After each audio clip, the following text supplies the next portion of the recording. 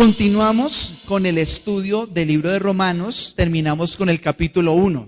Entonces ya hoy empezamos el segundo capítulo, pero antes de hacerlo vamos a retomar los últimos versos del capítulo 1, desde el verso 28 hasta el 32. Y aquí está haciendo como una fotografía de la religiosidad de los seres humanos.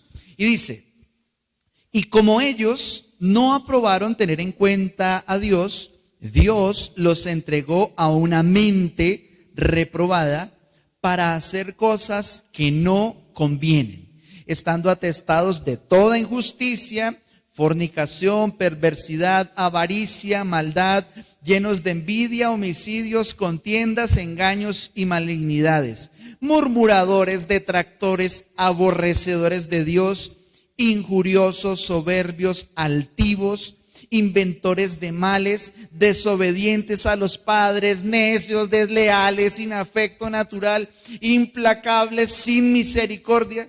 No vaya a decir bingo, ¿no? Tranquilo, eso es de la gente que aún no tiene al Señor, que no lo ha recibido.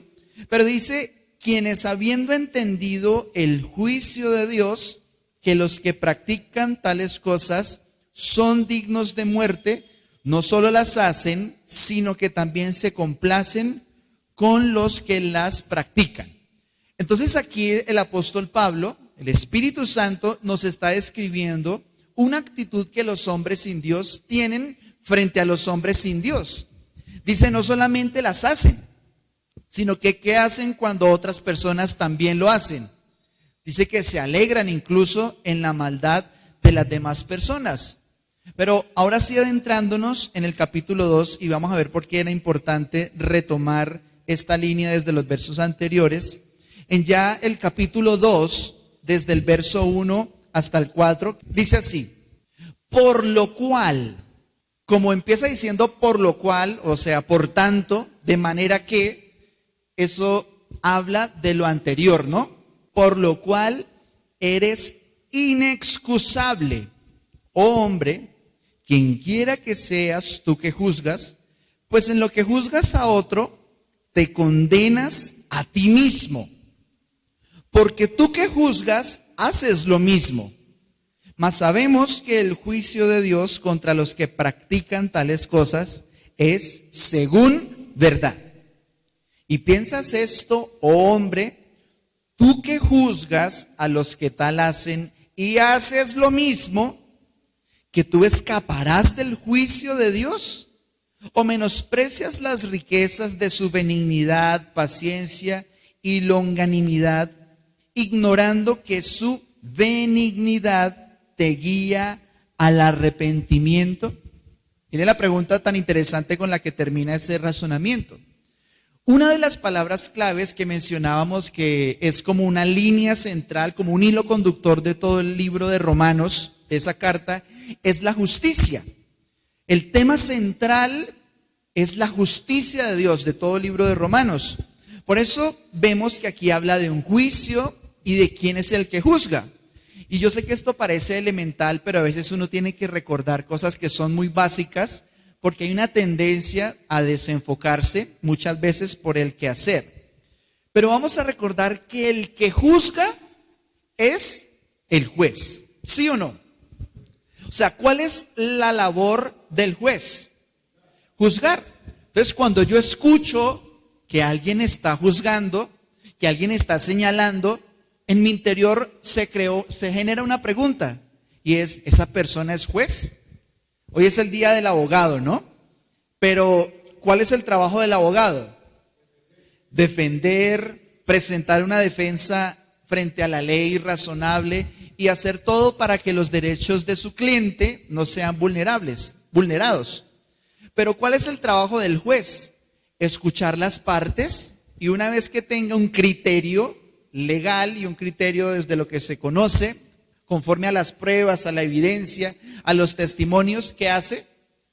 Produce un juicio, produce un fallo. Entonces, siempre que en nosotros venga la tentación de juzgar, hágase esta pregunta: ¿yo soy el juez? Porque si yo soy el juez, yo juzgo. Pero si no soy el juez, pues como ni para qué intentarlo. Cada uno tiene su papel. Ahora, vamos a recordar en ese mismo sentido que el único juez completamente justo es Dios. Por una razón muy sencilla. Y es que el único que conoce las intenciones del corazón, el único que conoce los detalles de todo lo que sucede es Dios. Nosotros los seres humanos juzgamos por las apariencias. Juzgamos por lo que nuestros ojos alcanzan a ver. Entonces nosotros vemos a una persona que está enojada, que está brava, que está cogiendo todas las patadas. Pero nosotros no sabemos lo que se mueve detrás en el corazón de esa persona que le llevó a un punto de sus emociones en los que se quebró. Entonces nosotros vemos que alguien está llorando, alguien desanimado, alguien triste, pero no sabemos realmente qué es lo que sucede detrás. Por eso uno debe practicar, ejercitar la misericordia, como lo vamos a ver, pero recordar que el único juez justo es Dios. Ahora, en esa misma línea vamos a recordar un pasaje que está en Primera de Corintios, capítulo 4, versos 3 y 5. Esto, digamos, es un versículo de apoyo para entender en qué consiste el juicio del que estamos hablando. Dice el apóstol Pablo: yo en muy poco tengo el ser juzgado por ustedes o por tribunal humano, y ni aún yo me juzgo a mí mismo. Pues aunque de nada tengo mala conciencia, no por eso soy justificado, pero el que me juzga es el Señor. Así que no juzguen nada antes de tiempo, hasta que venga el Señor, el cual aclarará también lo oculto de las tinieblas y manifestará las intenciones de los corazones. Y entonces cada uno recibirá su alabanza de Dios. Entonces miren lo interesante. El apóstol Pablo, siendo incluso un hombre de Dios tremendo, lleno de milagros, con el evangelio del Señor revelado en su corazón, una cantidad de particularidades desde lo espiritual que tenía el apóstol Pablo, una persona de testimonio, una persona íntegra. Aún así él dice: mire, yo tengo por poco, o sea, a mí ni me va ni me viene. O sea, a mí me resbala ser juzgado por otros. Si alguien viene a juzgarme, le dice el apóstol Pablo a los que están en Corintio: mire, la verdad para mí eso tiene muy poco valor. Hay veces que nosotros nos preocupamos demasiado por lo que piensan los demás. Nos preocupamos en exceso por lo que otras personas puedan decir de nosotros. Pero miren cuál es el ejemplo de Jesús. Cuando el Señor estuvo en la cruz, todo el mundo estuvo en su contra. Todo el mundo estuvo en el momento de su muerte, excepto dos personas. María, pues era su mamá, y el apóstol Juan. De resto, todos los demás, los apóstoles lo abandonaron. Uno de ellos lo vendió, otro de ellos lo negó, ¿sí?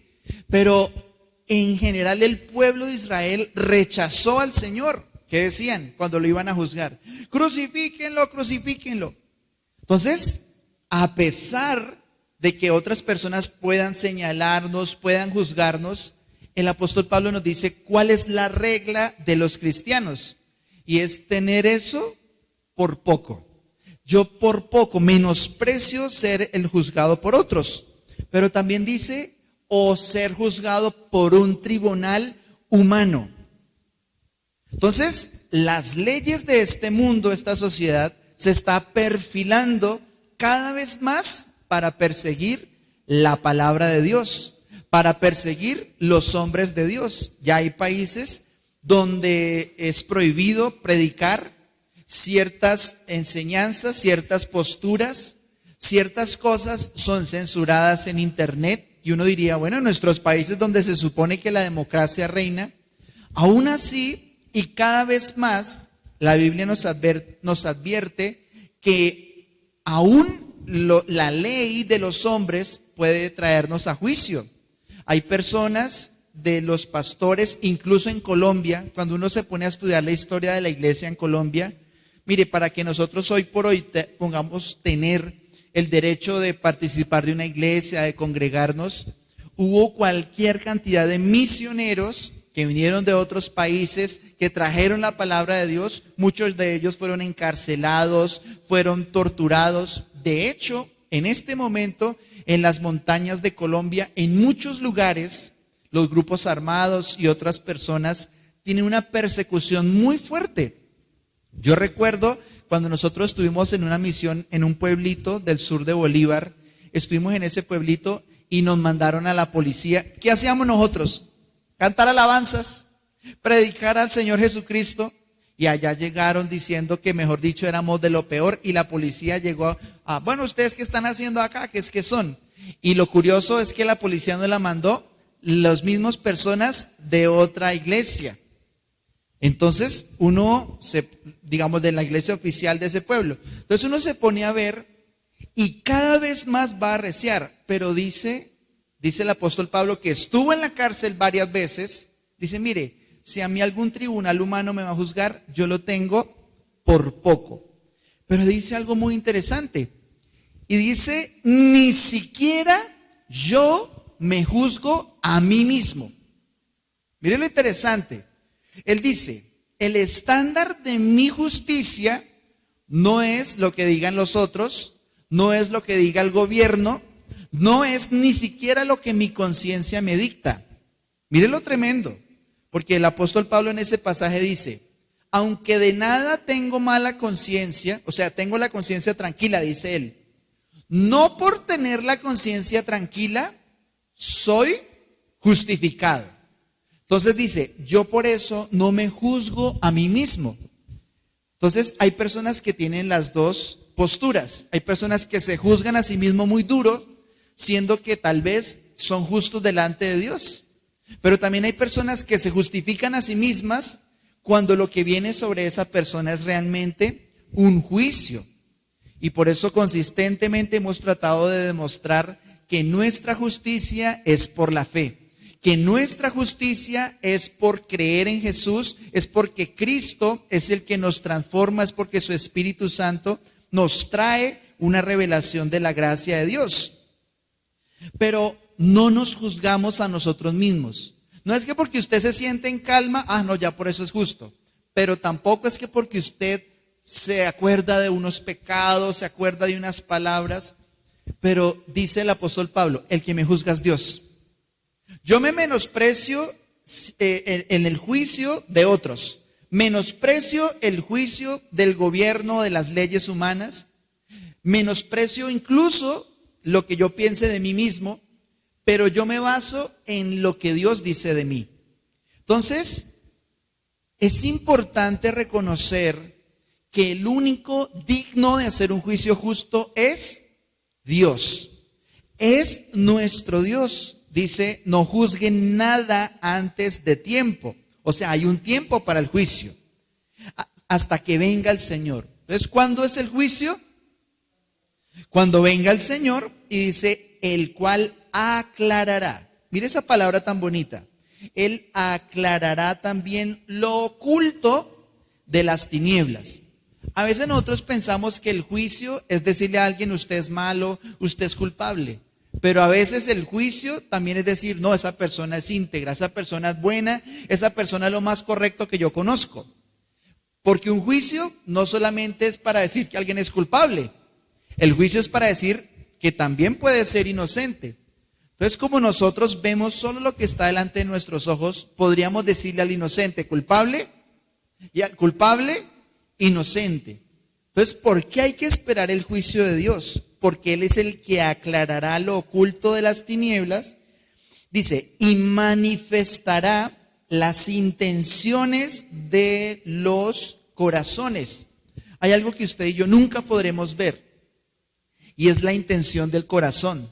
Hay personas que son tal vez amables con nosotros, pero ¿cuál es la intención que traen detrás? Aparentar, meterse. Yo me acuerdo mucho que un hombre vino, hablando de hoy que es el día del abogado, porque hay de toda clase, ¿no? ¿Sí? ¿Sí? ¿Se ha escuchado chistes de abogados? ¿Sí? Pues este señor parecía un chiste porque imagínense que se hizo amigo, se acercó, pastor, y entonces yo quiero recibir el discipulado y yo no estaba completamente en paz porque eso venía y venía y venía hasta que como a la tercera sesión se acercó y me dijo, pastor, lo que pasa es que yo quiero saber si usted me puede dejar aquí poner un puestico, una mesa para yo, que esta sea mi oficina en la iglesia. Me pareció bonita y dijo, y apenas yo le dije, mi hermano, la verdad esta es la casa del Señor y esto es algo consagrado, aquí nosotros, digamos, no podemos hacerlo, y le di unas razones. Y él de una vez le cambió la cara y nunca más volvió a mostrar ese supuesto interés que tenía. Porque las intenciones del corazón también van a ser reveladas. Y dice, y entonces cada uno recibirá su alabanza de Dios. ¿Usted sabía que Dios va a dar una alabanza? Porque se supone que la alabanza es para Dios, ¿sí o no? Él es el único digno de la alabanza. Pero la alabanza es un reconocimiento.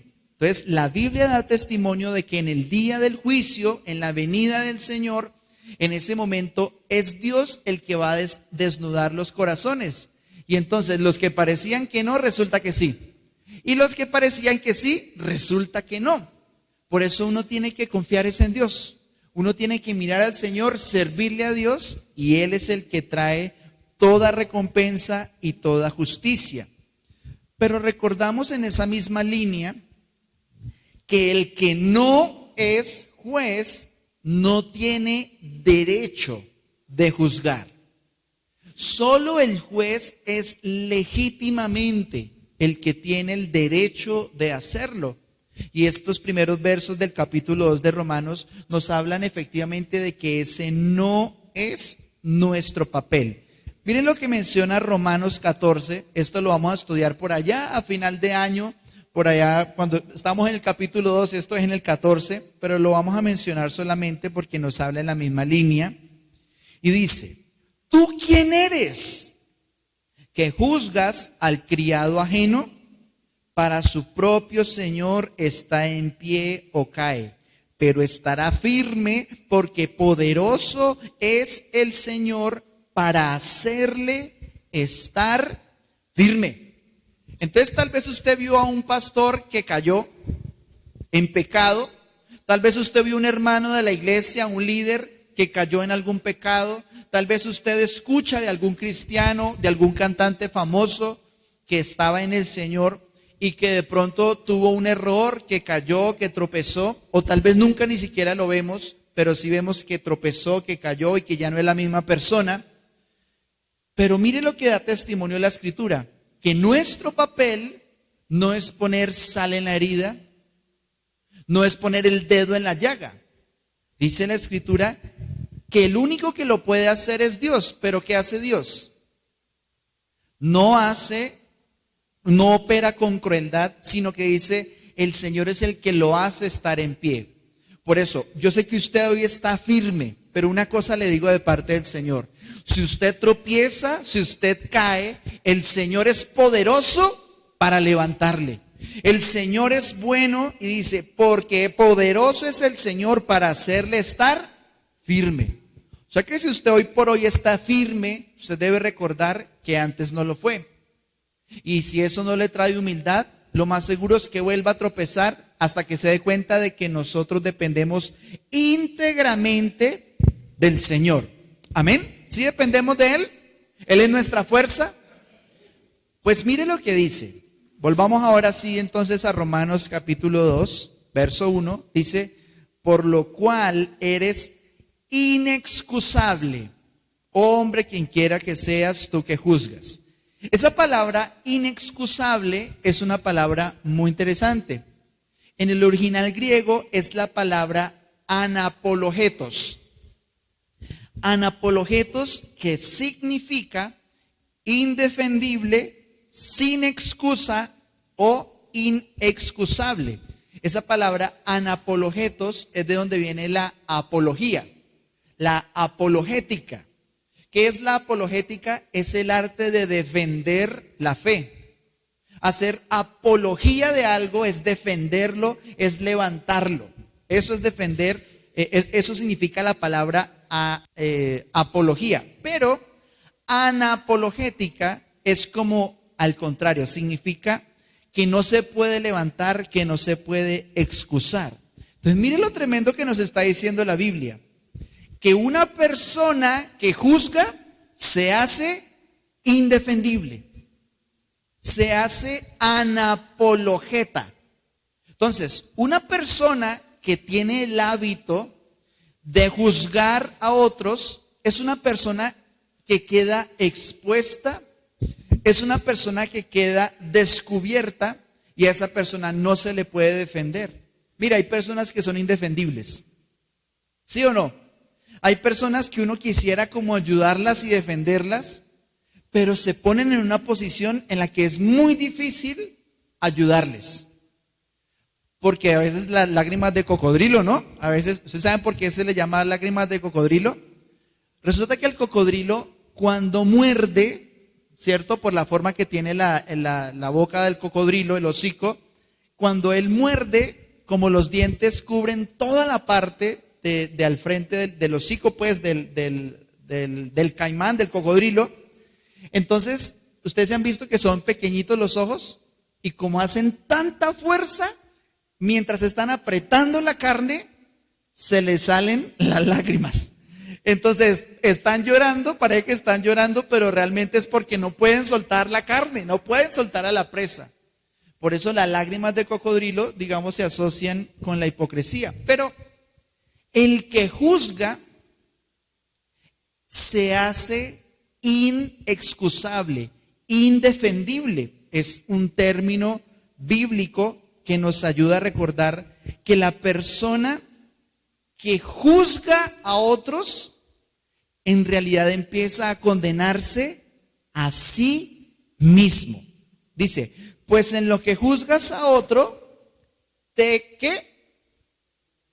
Te condenas a ti mismo. Miren lo delicado.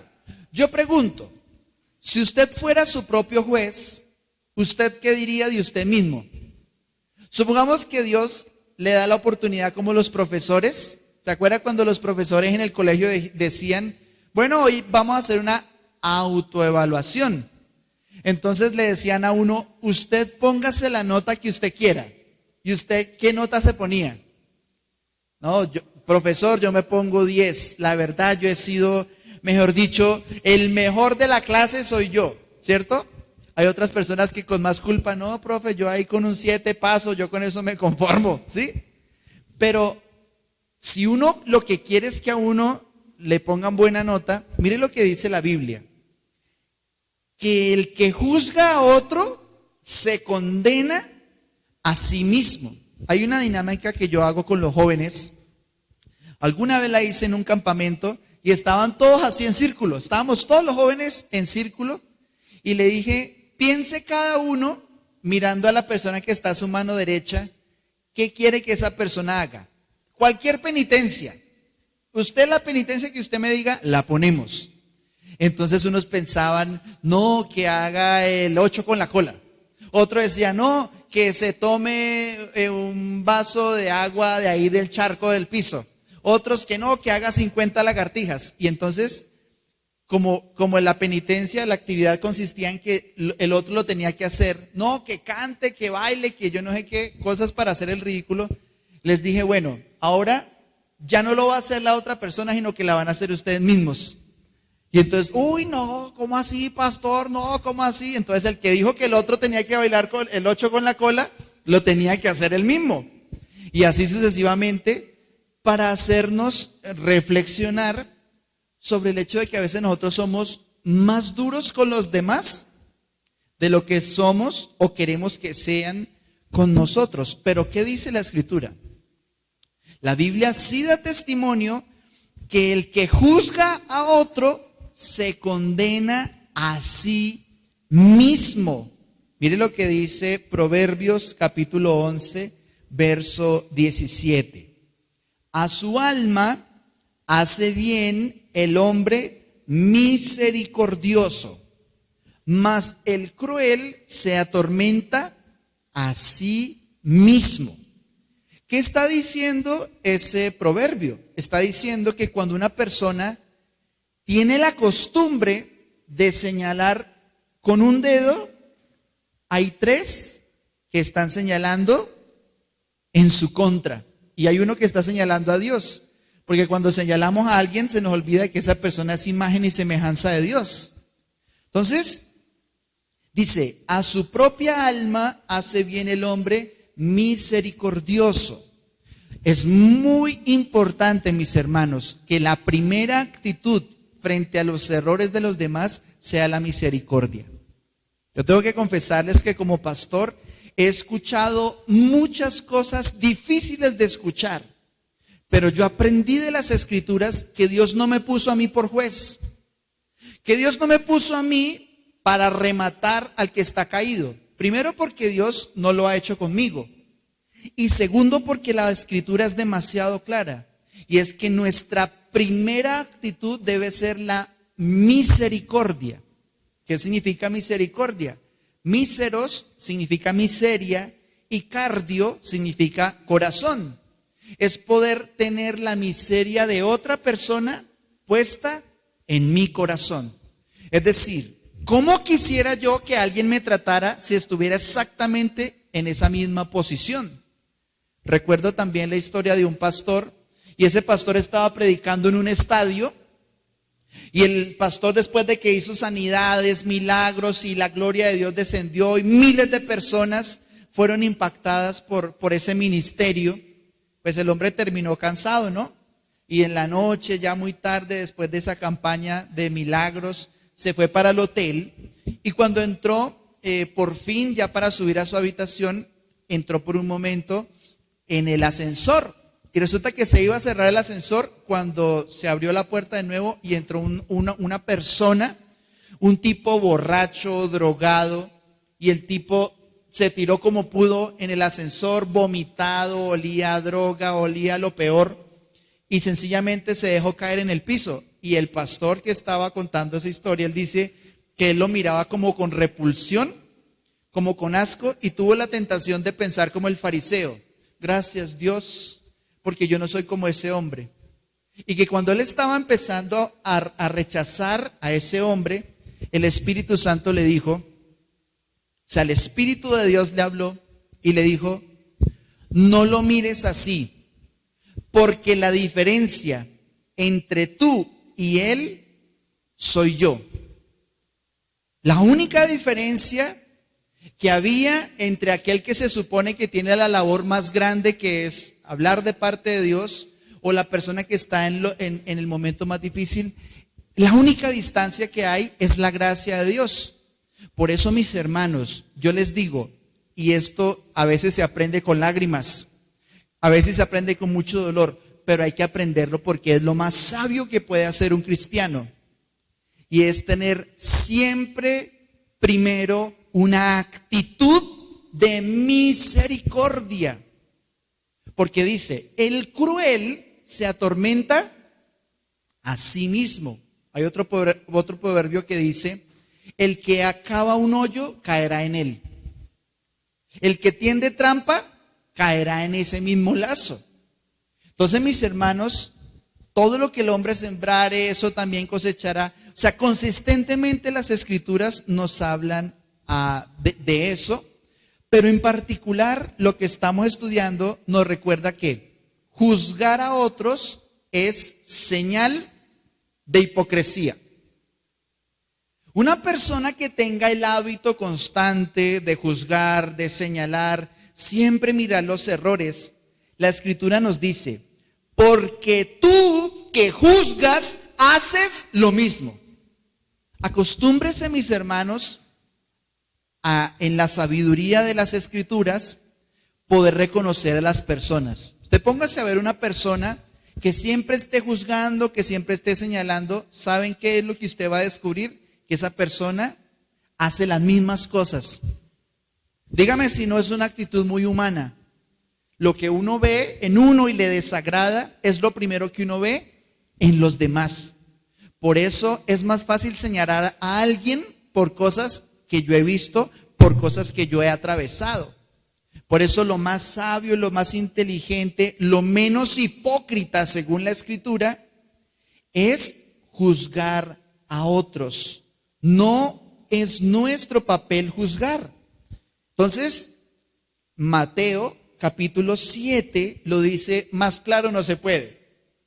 Dice, Jesucristo mismo lo dijo. Estamos hablando del Sermón del Monte. Mateo 7, el Señor le enseña a sus discípulos y les dice, miren, no juzguen. Así de sencillo, no juzguen. ¿Para qué no juzgamos nosotros los cristianos? No juzguen para que no sean juzgados. Siempre que una persona empieza a señalar a otros, yo no sé cómo funciona, pero sé que funciona.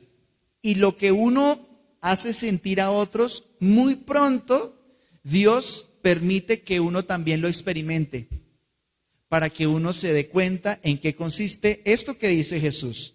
No juzguen, porque si yo juzgo, ¿qué dice el Señor? Para que no sean juzgados, porque con el juicio que juzgan serán juzgados, y con la medida que miden les será medido. ¿Y por qué miras la paja que está en el ojo de tu hermano y no echas de ver la viga que está en tu propio ojo? ¿O cómo dirás a tu hermano, déjame sacar la paja de tu ojo y he aquí la viga en el ojo tuyo? Hipócrita. Mire lo que dice. No dice que no ayudemos a los demás a corregir los defectos. No dice eso. Pero sí dice cuál es el primer paso que hay que dar. Dice, hipócrita. Dice, ¿saca qué? Primero. Saca primero la viga de tu propio ojo y entonces verás bien para sacar la paja del ojo de tu hermano. Entonces, no dice que no nos corrijamos, pero dice que la misericordia se aprende cuando yo primero puedo lidiar con mis problemas, con mis errores, con la viga en el ojo. Y de hecho, lo que dice es que mis problemas los debo ver más grandes y lidiar con ellos para que al momento de ir al ojo de la otra persona pueda ayudarle mejor. Eso es como en los aviones. ¿Se acuerdan cuando uno está en el avión montado y sale la azafata y le dice a uno, mire, en caso de emergencia, en caso de despresurización, van a bajar unas mascarillas con oxígeno? Y explica, antes de ayudar a otros, póngasela usted, la mascarilla, y luego sí puede ayudar a otros. Entonces, de la misma manera, la mejor forma de uno no juzgar, sino de ayudar, porque esa es la palabra que usa, ¿no? Dice, entonces verás bien para sacar, o sea, ayudarle a quitar eso, es tomarse en serio la viga, tomarse en serio lo que sea que está en el ojo. Los cristianos no juzgan. El rasgo distintivo de un cristiano maduro es que no juzga. Su primera actitud no es desarrollar un juicio hacia la falla o hacia la otra persona, pero la verdad hay que decirla. Y es que los cristianos somos conocidos por juzgar o por no juzgar. ¿Cómo nos conocen a veces en nuestra casa, en nuestra familia o incluso en la sociedad? ¿Qué dicen de los cristianos? ¿Que nos la pasamos juzgando o que no juzgamos? Entonces, la palabra de Dios nos dice, mire, los hijos de Dios no juzgan. ¿Amén? Ahora, avanza ese mismo versículo, porque es una misma línea, dice, por lo cual eres inexcusable, hombre, quien quiera que seas tú que juzgas, pues en lo que juzgas a otro, te condenas a ti mismo, porque tú que juzgas, haces lo mismo. Mas sabemos que el juicio de Dios contra los que practican tales cosas es según verdad. Entonces, aquí vamos a extraer un principio que es muy fundamental. Y es que los cristianos no juzgan, pero los cristianos sí aceptan el juicio de Dios. Porque Él es el único juez justo. Él es el único que conoce las causas, los alcances, los efectos, las intenciones. Entonces, un rasgo distintivo también de la madurez cristiana es que uno aprende a respetar el juicio de Dios. Que nosotros aprendemos a depender de todo lo que sale de la boca de Dios. Dice, sabemos que el juicio de Dios contra los que practican tales cosas es según verdad. Entonces, mis hermanos, una cosa sí les digo, el Señor no se equivoca, no se equivoca. No es que usted y yo vamos a estar en el cielo y de pronto llega alguien y para allá el Señor dice, venga, ay, oiga, ¿usted qué hace? Ay, no, este no debería estar aquí en el cielo, mándelo para abajo. El Señor no se va a equivocar, pero tampoco va a ser como que usted llega allá, ay, Señor, y de pronto, ¡pum! Y el Señor, ¿sí? Imagínese un ángel, Señor, ¿se acuerda de fulanito? Mírelo allá en el infierno. El ángel, ay, Señor, qué pena, mire, yo hice lo que tú me... Ay, no, se me cruzaron los papeles. Porque, ¿usted imagina que eso fuera así? Mire, Dios es perfecto en su juicio, es excelente, es confiable. Sin embargo, advierte que nosotros no lo somos y que por eso juzgar a otros no hace que nosotros y que nadie escape del juicio. Porque aquí viene una pregunta que dice, ¿piensas esto, oh hombre, tú que juzgas a los que tal hacen? O sea, cuando dice los que tal hacen, ¿de quiénes está hablando? De los que hablábamos al principio. ¿Se acuerdan? Desobedientes a los padres, injuriosos, implacables, todo lo que leíamos al principio. Entonces, nosotros los cristianos no juzgamos, ni tampoco nadie puede escapar del juicio juzgando a otras personas. Es que esos del mundo, hijos del diablo, son estos, son adúlteros, son fornicarios. Bueno, ¿y de dónde venimos nosotros entonces? ¿De dónde salimos nosotros? ¿Será que el Señor dijo, no, usted es tan bueno que usted tiene que ser salvo? De ninguna manera. ¿De dónde nos sacó el Señor? Eso sí, de borracheras, de una vida, algunos un poco más extrema, otros un poco menos extrema, pero muertos estábamos. Pero por su gracia, por su bondad, el Señor no nos juzgó, sino que nos liberó, nos mostró que estábamos muertos, pero nos levantó. Por eso una persona no escapa del juicio juzgando. Ahora, dice, y esta es la parte central de esta enseñanza, que esta enseñanza se llama guiados por la bondad de Dios. A veces uno tiene la impresión de que a la gente hay que meterle miedo para que busque a Dios. Y malentendemos el temor de Dios. Y yo recuerdo una persona de una iglesia que evangelizaba con machete. O sea, esto parece chistoso, pero no es una broma. Pasó en la vida real. Una persona, un señor, bueno, él tenía de pronto un problema mental, no sé, algo no funcionaba bien allí, pero él salía por los caminos con machete y veía que venía alguien y arrastraba el machete y le decía, bueno, arrodíllese, arrepiéntase porque viene el juicio. Y levantaba el machete y pues después de eso cualquier se arrepiente, ¿no? Entonces, claro, pues la persona se tiraba, venga de aquí, me persigno, no me persigno, hágale porque usted, arrepiéntase. Ese nunca ha sido el plan de Dios. Hay gente tan morbosa con el infierno que solo lo predican, no para que la gente busque a Dios por amor, sino para que la gente tenga tanto miedo del infierno que no le quede otra alternativa que buscar a Dios. Y un momento, porque el infierno es cierto, es real. La persona que más habló del infierno es Jesús, y esa fue la única razón por la que él tuvo que ir a la cruz, para librarnos de esa condenación. Pero Jesucristo siempre lo hizo desde su posición como Salvador en amor, atrayéndonos a sí mismo. Entonces, lo que vamos a concluir en esta última parte de lo que vamos a estudiar hoy es que el anhelo de Dios no es que usted y yo le busquemos solo para escapar del infierno, sino porque vemos lo que dice la Escritura, que Él nos amó primero, que Él hizo tal obra en nosotros y nos ha seducido tanto que no queda otro camino, sino que seguirlo por amor. Mire, las personas que siguen a Dios por miedo al infierno empiezan a trastabillar y nunca tienen paz. Nunca tienen paz. Porque no se les olvide esta regla. Aunque se les suba el castigo a la pena, no por eso una persona se arrepiente. ¿Qué castigo peor hay que el infierno? No existe ningún castigo peor al infierno. Pero los hombres se han convertido porque el infierno exista. No, vamos a subirle la pena, vamos a darle pena de muerte a los violadores. ¿Será que por eso la gente va a dejar de violar? ¿Los malos van a dejar de violar? ¿Los violadores van a dejar de hacerlo? No.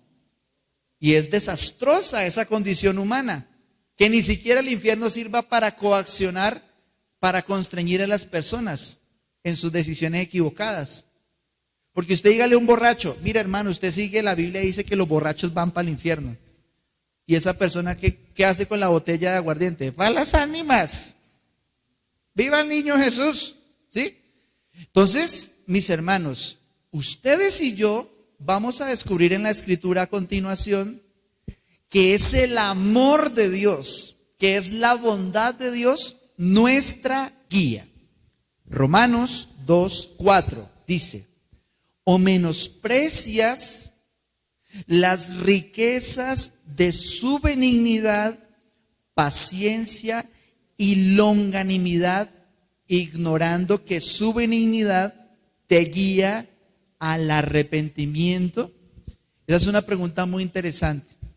Pero lo primero que dice esa pregunta es, no menosprecies. Lo que viene a continuación dice el apóstol Pablo, dice, mire, no menosprecie. No le quite valor. ¿A qué? A lo que ya vamos a ver, a la riqueza de la bondad y de la gloria del Señor. No menosprecies nunca el amor de Dios.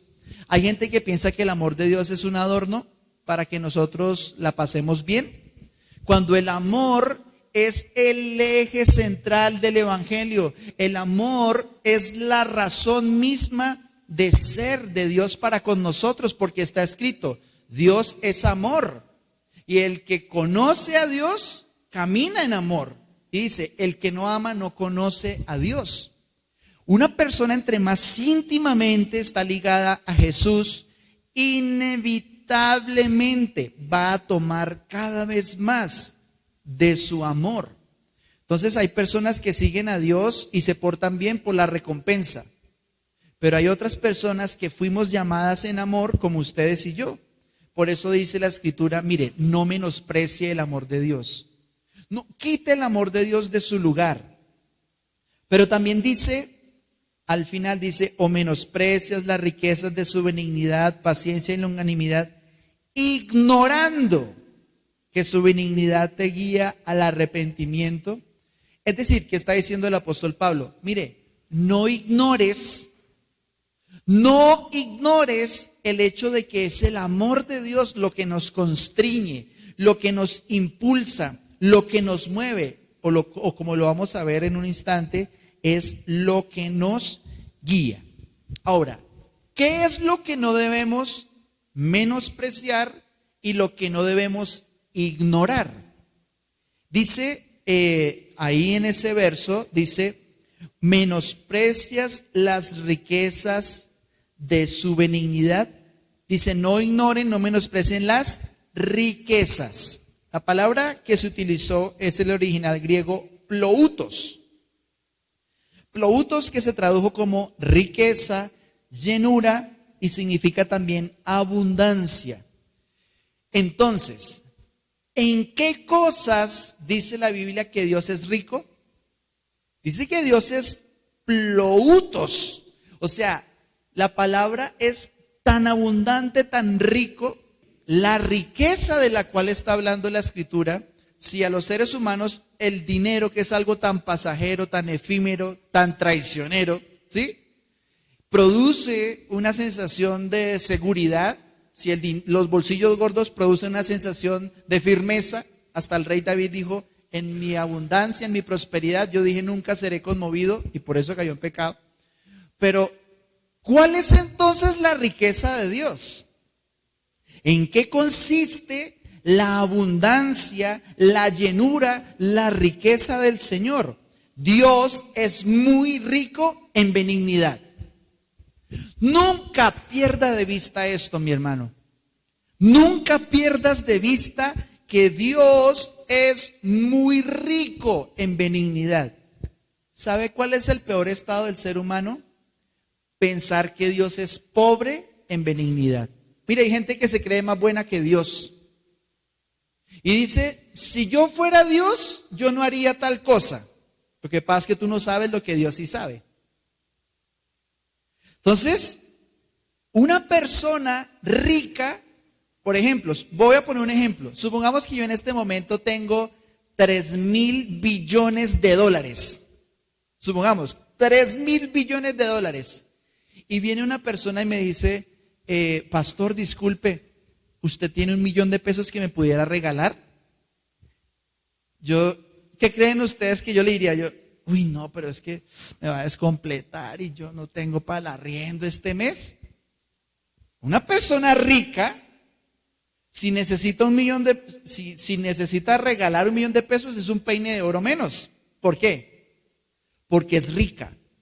Entonces, cuando usted esté en necesidad, cuando usted necesite la benignidad de Dios, cuando usted, a causa del pecado, de las faltas, de lo que sea, de la incapacidad humana, que le da temor a hablar en público, que se siente incapaz, que usted cree que no da la talla, usted acérquese a Dios recordando esto. Dios es muy rico en benignidad.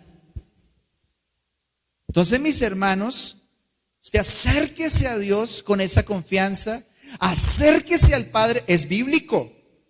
Dice, menosprecias la riqueza de su benignidad, pero también dice que esa palabra benignidad, que se tradujo como benignidad al español, es la palabra, empieza con J, restotes en griego, y esa palabra benignidad significa excelencia moral, bondad o bueno.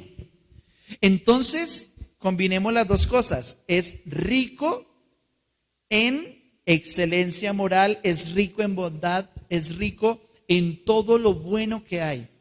Mi hermano, yo le digo una cosa.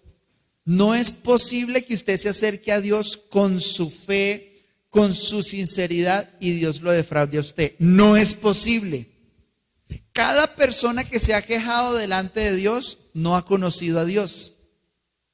Por eso, en vez de hacer reclamos, en vez de expresar nuestra decepción, lo más humilde que hay en el hombre es acercarse con humildad, pero diciendo, Señor, yo sé que tú eres bueno. Hoy no entiendo. Como Job. Job no entendía qué estaba pasando, pero nunca le increpó a Dios lo que él estaba atravesando. Eso se llama soberanía. Soberanía es cuando entiendo que Él está por encima de todas las cosas. Pero dice además, menosprecias las riquezas de su benignidad, paciencia.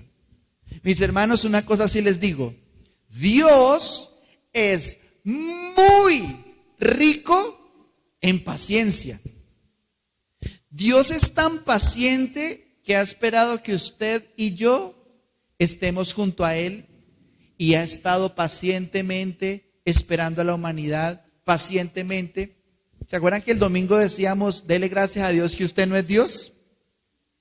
¿Por qué lo decíamos? Porque si usted fuera Dios o yo fuera Dios, ¿cómo agarraríamos nosotros a los que hablan mal de nosotros? ¿Cómo agarraríamos nosotros a los que sienten que son injustos? ¿Sí? Mire, más de uno ya había mandado todo al infierno. Y a más de uno ya esta humanidad no tiene arreglo, Colombia no tiene arreglo. Más de uno hubiera dicho eso. ¿Sí o no? Por allá una persona en las redes sociales, no, eso deberían quemar a todos los que votaron por tal candidato. Yo decía, ¿en serio alguien piensa así? Bueno, hay gente que piensa así. Y de la abundancia del corazón habla la boca. Menos mal esa persona no es Dios. Pero Dios es muy rico en paciencia. No es lo mismo esperar que ser paciente. Esperar sí o sí hay que hacerlo. Todos tenemos que esperar. Usted va a un banco, ¿qué le toca hacer? Usted pide un préstamo, ¿qué le toca hacer? Usted va a sacar una casa, ¿qué le toca hacer? Usted va a comprar un carro, ¿qué le toca hacer? Usted se quiere graduar, ¿qué le toca hacer? Esperar. Pero no es lo mismo esperar con paciencia que esperar sin paciencia. El Señor no se afana por las cosas que usted y yo nos afanamos. Usted quiere que Dios corra 1000. Pero una cosa sí le digo, Dios es tan paciente que gracias a Dios, y a usted no le conviene que Dios vaya a su ritmo al que usted quiere, sino que Él es tan bueno y tan paciente que espera que todos los hombres se conviertan a Él. Dios es tan paciente que espera que ninguna iglesia tenga sillas vacías. Dios es tan paciente que aunque la maldad aflore y de Dios se digan tantas cosas, Él es paciente. La gente interpreta eso, como dijo por allá Pedro el apóstol, dijo, mire, algunos tienen el cumplimiento de las promesas de Dios como tardanza.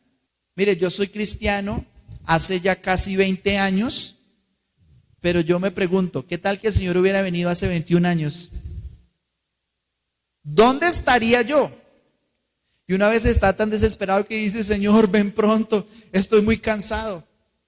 Pero Dios es tan bueno que no responde esa oración inmediatamente porque Él es paciente para que se convierta su tío, su primo, su abuelo, las personas que usted nunca conoce, que no lo conocen a Él. Porque Dios es muy rico en paciencia. Pero también dice, o menosprecias las riquezas de su benignidad, paciencia y longanimidad. Entonces, mis hermanos, Dios es muy rico en longanimidad. Esa palabra está como rara, ¿no? Paciencia yo la entiendo más fácil. Lo que me sacan mis hijos, lo que me saca mi mujer, esa está más fácil, ¿no? ¿Sí? Pero longanimidad, sí, amén, gloria a Dios. A veces alabamos al Señor y no entendemos por qué, pero gloria a Dios por su longanimidad. La palabra longanimidad en el español es más fácil de entender, tiene dos raíces. Long, como de longitud, long, que significa largo, pero animidad viene de ánimo, o sea, un ánimo largo. Es decir, Dios no se desanima. El ánimo de Dios es constante. La palabra original para longanimidad es macrotsumía. Macrotsumía. Y esa palabra macro significa precisamente grande, largo, extenso. Entonces, longanimidad significa soportar, aguantar, y de nuevo es macropaciencia. O sea, Dios es paciente y tiene una macropaciencia. Entonces, mis hermanos, la conclusión es, nunca se nos olvide que no estamos para juzgar, pero sí reconocemos que cuando Dios juzga, lo hace bien.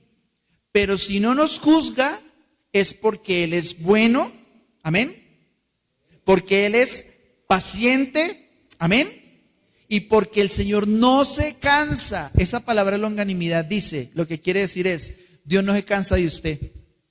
Dios no se rinde. No es que Dios dice, es que sea Andrés y sea Andrés. O sea, el Señor no es como nosotros, como pastor, y Dios que lo ejercita a uno en la paciencia. A veces unas personas en la iglesia que, mejor dicho, uno dice, Señor, me dan ganas como de mandar a esa persona para la gloria del Señor. Señor, te la llevas o te la mando, ¿sí? Pero aún así, el Señor no es como nosotros, gracias a Dios. El ánimo de Dios es perfecto, Él todos los días está, ya viene él, ya viene ella, ya va a orar, ya va a estar conmigo. Te amo, aquí estoy para ti, soy tu escudo, tu defensa. El origen de la pasión de un cristiano no tiene que ver con los años que lleve en Cristo.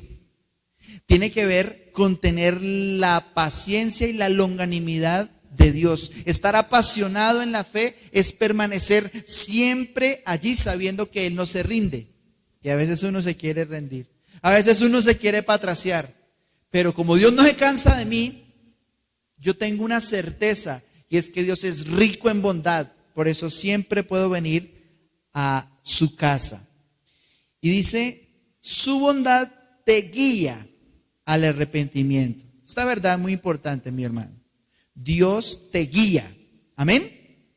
Es Dios quien te guía al arrepentimiento. La palabra guía es la palabra ago. La palabra en griego en el original es ago, que significa guiar, inducir, conducir, llevar, traer, arrear, arrastrar, meter o sacar. Entonces cambie esa palabra guiar. Y mire lo que hace Dios con usted, siendo bueno. No castigándole, no es que le voy a poner un cáncer para que me busque. Ese no es Dios. Ese no es Dios.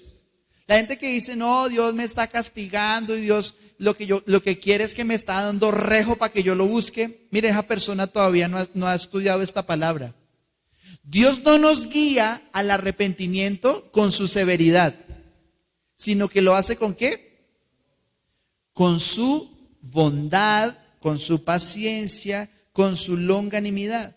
Entonces Dios nos guía al arrepentimiento, Dios nos induce al arrepentimiento, nos conduce, nos lleva, nos trae, y si tiene que arrastrarnos con su amor, lo hace. Es el amor y no el miedo lo que trae una conversión profunda. Si usted quiere estar profundamente conectado con Dios, usted lo puede hacer con toda libertad desde su amor, desde su gracia, desde su paciencia.